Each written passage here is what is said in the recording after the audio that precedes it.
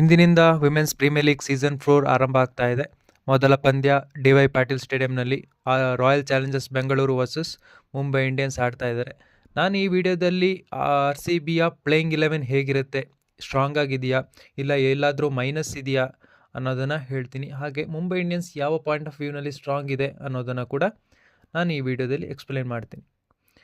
Hi, welcome back to my YouTube channel LJ informative. ನೀವಿನ್ನೂ ಮೊದಲ ಬಾರಿಗೆ ನಮ್ಮ ಚಾನಲನ್ನು ನೋಡ್ತಾ ಇದ್ದರೆ ದಯವಿಟ್ಟು ಸಬ್ಸ್ಕ್ರೈಬ್ ಮಾಡ್ಕೊಳ್ಳಿ. ಸೊ ನಾನಿಲ್ಲಿ RCBಯ ಅಲ್ಲದೆ ಎಲ್ಲ ಟೀಮ್ಗಳ ಓಪನರ್ಸ್ ಯಾರ್ಯಾರು ಅನ್ನೋದನ್ನು ನಿಮಗೆ ಆಲ್ರೆಡಿ ವಿಡಿಯೋ ಮಾಡಿ ನಿನ್ನೆ ಅಪ್ಲೋಡ್ ಮಾಡಿದ್ದೀನಿ. ಅದು ಕೂಡ ನನ್ನ ವಿಡಿಯೋ ಚಾನಲಲ್ಲಿದೆ, ನೀವು ಹೋಗಿ ಕೂಡ ಅದನ್ನ ನೋಡ್ಬೋದು. ಹಾಗೆ RCBನ ಓಪನರ್ ಆಗಿ ಬರುವಂಥದ್ದು ಜಾರ್ಜಿಯಾ ವಾಲ್ ಮತ್ತು ಸ್ಮೃತಿ ಮಂದನ. ಜಾರ್ಜಿಯಾ ವಾಲ್ ತುಂಬ ಒಳ್ಳೆ ಸ್ಟ್ರೈಕ್ ರೇಟ್ ಇದೆ, ಅವ್ರದ್ದು ಹೈಯೆಸ್ಟ್ ಸ್ಟ್ರೈಕ್ ರೇಟ್ ಇದೆ, ಹೈಯೆಸ್ಟ್ ಸ್ಕೋರ್ ಕೂಡ ಇದೆ, 99 ನಾಟ್ ಔಟ್ ಇದೆ. ಸೊ ಅವರು ಮತ್ತು ಸ್ಮೃತಿ ಮಂದನ ಓಪನಿಂಗ್ ಮಾಡುವಂಥ ಸಾಧ್ಯತೆ ಇದೆ. ಲಾಸ್ಟ್ ಇಯರ್ ತಗೊಂಡಾಗ RCBನಲ್ಲಿ ಪವರ್ ಹಿಟ್ಟರ್ ಓಪನರ್ ಯಾರೂ ಇರಲಿಲ್ಲ. ಬಿಫೋರ್ 2 ಸೀಸನ್ಸ್ ನೋಡಿದಾಗ ಸೋಫಿ ಡಿವೈನ್ ಇದ್ದರು, ಅವರು ಪವರ್ ಹಿಟ್ಟಿಂಗ್ ಮಾಡ್ತಾಯಿದ್ರು. But last year Danny watt ಇದ್ದರು, ಅವರು ಕ್ಲಾಸಿಕ್ ಶಾಟ್ಸ್ಗಳನ್ನು ಆಡ್ತಾಯಿದ್ರು. ಮತ್ತು ಜಾರ್ಜಿಯಾ ವಾಲ್ ಪವರ್ ಹಿಟ್ಟಿಂಗ್ ಸ್ಟೆಬಿಲಿಟಿಯನ್ನು ತಗೊಂಡು ಬರ್ಬೋದು ಟೀಮ್ಗೆ ಅನ್ನುವಂತಹ ಒಂದು ನಂಬಿಕೆ ಇದೆ. ನಂಬರ್ 3 ನಾನು ಗೌತಮಿ ನಾಯಕ್ ಅನ್ನುವಂಥ ಪ್ಲೇಯರ್. ನೀವು ಇವರನ್ನು ಇಂಟರ್ನ್ಯಾಷನಲ್ ಲೆವೆಲ್ನಲ್ಲಿ ಎಲ್ಲೂ ನೋಡಿರೋದಿಲ್ಲ. ಬಟ್ ಇವರು ಇತ್ತೀಚೆಗೆ ನಡೆದಂತಹ ಮಹಾರಾಷ್ಟ್ರ ವಿಮೆನ್ಸ್ ಪ್ರೀಮಿಯರ್ ಲೀಗ್ನಲ್ಲಿ ಸ್ಮೃತಿ ಮಂದಣ್ಣ ಅವ್ರ ಜೊತೆನೇ ಓಪನಿಂಗ್ ಮಾಡಿದ್ದಾರೆ ಬ್ಯಾಟಿಂಗ್ನಲ್ಲಿ. ಸೊ ಸ್ಮೃತಿ ಮಂದಣ್ಣ ಅವರ ಏನಾದರೂ ನೋಟಿಸ್ ಮಾಡಿ ಇವರು ನಂಬರ್ 3 ಆಡುವಂಥ ಸಾಧ್ಯತೆ ನನಗೇನೋ ಹೆಚ್ಚಾಗಿ ಕಾಣಿಸ್ತಾ ಇದೆ.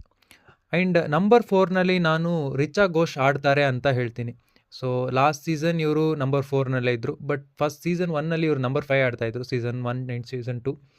ಈ ಸೀಸನ್ ಇವರು ನಂಬರ್ 4ನಲ್ಲೇ ಆಡುವಂಥ ಸಾಧ್ಯತೆ 100% ಇದೆ. But Grace Harris next number 5ನಲ್ಲಿ ಗ್ರೇಸ್ ಹ್ಯಾರಿಸ್ ಆಸ್ಟ್ರೇಲಿಯನ್ನಿಂದ ಬರುವಂತಹ ಒಂದು ಆಲ್ರೌಂಡರ್. ಸೊ ಇವರು 3 ಸೀಸನ್ಸ್ UP ವಾರಿಯರ್ಸ್ನಲ್ಲಿದ್ದರು. ಫಸ್ಟ್ 2 ಸೀಸನ್ಸ್ ತುಂಬ ಚೆನ್ನಾಗಿ ಆಡಿದರು ಇವರು. ಬಟ್ ಲಾಸ್ಟ್ ಇಯರ್ ಇವರು ಫಾರ್ಮ್ ಕಂಪ್ಲೀಟ್ಲಿ ಡಿಪ್ ಆಗಿತ್ತು.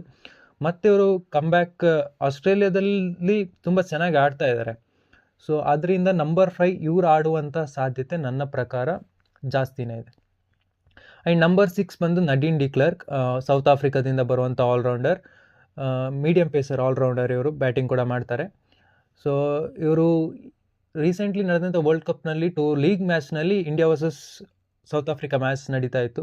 ಅದರಲ್ಲಿ ಇಂಡಿಯಾದ ಸೈಡ್ ಇದ್ದಂಥ ಮ್ಯಾಚನ್ನು ಇವರು ಸಿಂಗಲ್ ಹ್ಯಾಂಡೆಡ್ಲಿ ಅವ್ರ ಕಡೆಗೆ ತೊಗೊಂಡು ಹೋದರು. 53 ಬಾಲ್ಸ್ನಲ್ಲಿ 86 ಹೊಡೆಯೋದ್ರ ಮೂಲಕ ODI ಮ್ಯಾಚ್ನ T20 ರೀತಿಯಲ್ಲಿ ಆಡಿ ಪಂದ್ಯವನ್ನು ಸೌತ್ ಆಫ್ರಿಕಾಗೆ ಗೆಲ್ಲಿಸ್ಕೊಟ್ರು. ಸೊ ಒಂದು ಡೌನ್ ದ ಆರ್ಡರ್ ಒಳ್ಳೆ ಫಿನಿಷರ್ ಅಂತಲೇ ಹೇಳ್ಬೋದು ನಡೀನ್ ಡಿ ಕ್ಲರ್ಕ್. ಸೊ ಅದರಿಂದ ಇವರು ನಂಬರ್ 6 ಆಡುವಂಥ ಸಾಧ್ಯತೆ ಇದೆ. ಸೊ ನಂಬರ್ 7 ಬಂದು ರಾಧಾ ಯಾದವ್.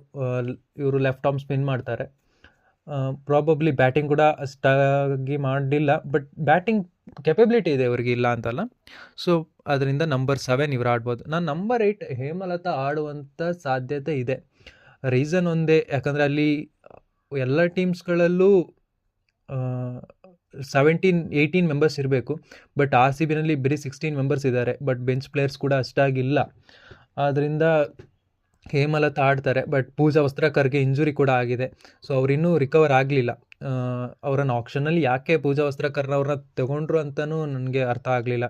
ಬಟ್ ಅವ್ರು ರಿಕವರ್ ಆಗ್ತಾರಾ, WPLಗೆ ಅವೈಲೇಬಲ್ ಇರ್ತಾರಾ ಅನ್ನೋದನ್ನು ಕೂಡ ಇವ್ರು ಯಾರು ಚೆಕ್ ಮಾಡದೆ ಬೈ ಮಾಡಿದಾರಾ ಅಂತ ಗೊತ್ತಿಲ್ಲ. ಅದರಿಂದ ಅವ್ರು ಇನ್ನೂ ಕ್ಯಾಂಪ್ಗೆ ಜಾಯ್ನ್ ಆಗಲಿಲ್ಲ. ಅದರಿಂದ ನಂಬರ್ 8 ಹೇಮಲತಾ ಆಡುವಂಥ ಸಾಧ್ಯತೆ, ಆರೆಲ್ಸ್ ಬೇರೆ ಯಾವುದಾದ್ರೂ ಪ್ಲೇಯರ್ ಅದನ್ನು ಟೇಕ್ ಓವರ್ ಮಾಡ್ಬೋದು. ನಂಬರ್ 9ನಲ್ಲಿ ನಾನು ಶೋಲ್ಲಿ ಹೇಳ್ತೀನಿ ಶ್ರೇಯಾಂಕಾ ಪಾಟೀಲ್ ಆಡ್ತಾರೆ.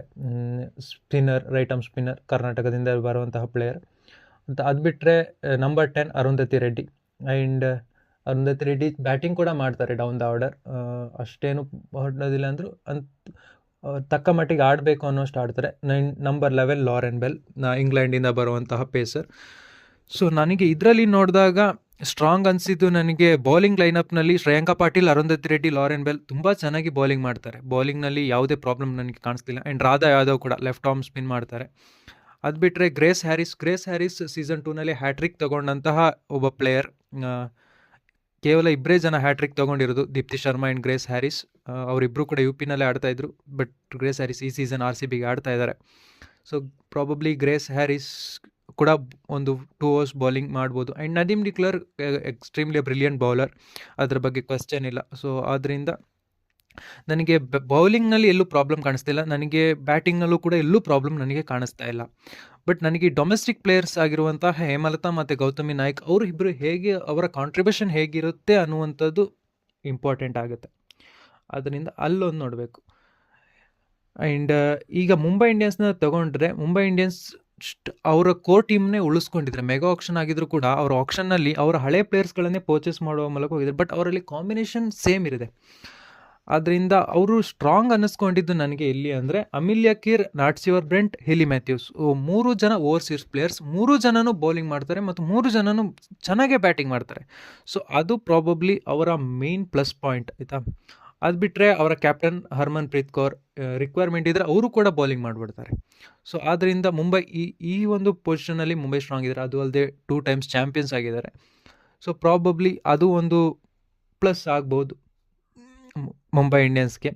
ಅದು ಬಿಟ್ಟರೆ ನನಗೆ RCB ಹೊಸ ಟೀಮ್ ಆಗಿರೋದ್ರಿಂದ ಹೇಗೆ ಆಡ್ತಾರೆ ಅನ್ನೋದನ್ನು ಕಾದು ನೋಡಬೇಕಾಗಿದೆ. ಇದಿಷ್ಟು ಇವತ್ತಿನ ವಿಡಿಯೋದ ಬಗ್ಗೆ ನಿಮ್ಗೆ ಏನು ಅನ್ನಿಸ್ತು ಕಮೆಂಟ್ ಮಾಡಿ. Thank you.